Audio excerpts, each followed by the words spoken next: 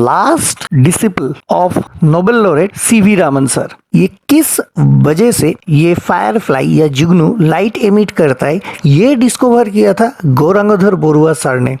India is a vast country और हमारी इस भारतवर्ष को आगे बढ़ाने के लिए लाखों से लाखों आदमी अपना अपना फील्ड में कुछ ना कुछ कंट्रीब्यूशन करते जा रहे हैं। और ऐसे ही एक शख्स के ऊपर आज मैं बताने जा रहा हूँ जो कि फिजिक्स में इंडिया को एक वास्ट कंट्रीब्यूशन देके गया है। He was none other than Gaurangadhar Baruah sir और professor doctor Gaurangadhar Baruah sir, जो कि स्टूडेंट के भीतर फेमसली नोन थे जीडीबी सर के नाम पे। पहले आते जीडीबी सर की discovery. Gaurangadhar Baruah sir discover किया था, आप सब ने जुगनू देखा होगा। जुगनू में जो एक लाइट एमिटेंस होता है ये भी आपने गौर किया होगा, लेकिन ये किस वजह से ये फायरफ्लाई या जुगनू लाइट एमिट करता है, ये डिस्कवर किया था गौरांगधर बरुआ सर ने। उन्होंने डिस्कवर किया था जुगनू में माइक्रोपल्सेस। माइक्रोपल्सेस वो है जो कि 30,000 पर पल्स उसमें जनरेट होता है, और ये डिस्कवर कर कर अपना जर्नल पब्लिश किया था इन जे बायोसाइंस में जून 2009 को।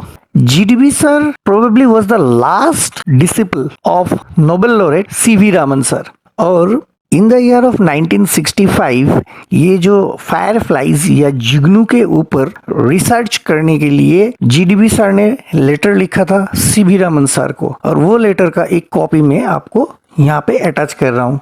गौरांगधर बरुआ सर का रेसिडेंस है डुमडुमा, जो कि असम की एक कॉर्नर मोस्ट टाउन है, और डुमडुमा के ऊंचामाटी में जीडीबी सर का घर।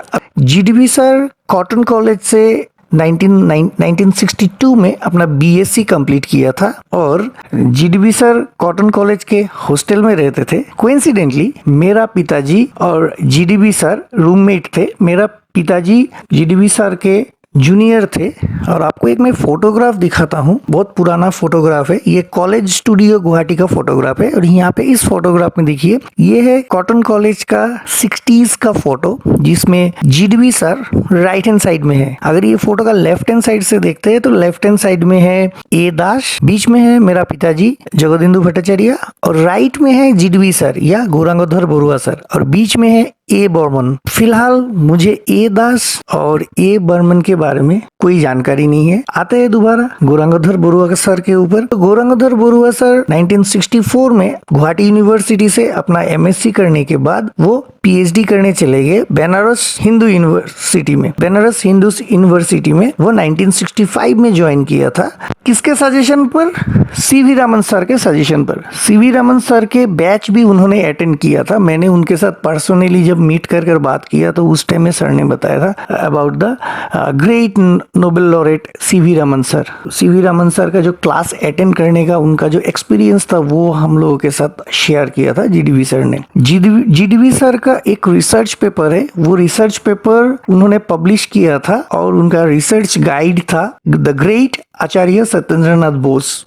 जिन लोगों को फिजिक्स के ऊपर मालूम है उन लोगों को पता होगा कि आचार्य सत्येंद्रनाथ बोस के एक फेमस थ्योरी है Bose Einstein theory. One of the famous scientist of India Acharya Satyendranath Bose. So अब आते हैं जीडीबी सर के और कुछ कंट्रीब्यूशन के ऊपर। जीडीबी सर का एक फेमस किताब है जिसका नाम है essentials of laser and non linear optics, जो कि प्रगति प्रकाशन ने पब्लिश किया था। और एक किताब है advanced laser and non linear optics. और advanced laser and non linear optics जो है ये किताब university of centre for distance learning department of computer science and learning Chaudhary Devilal university Haryana में ये किताब पढ़ाया जाता है। और एक किताब है उनका जो कि एसेंशियल्स ऑफ क्वांटम ऑप्टिक्स है।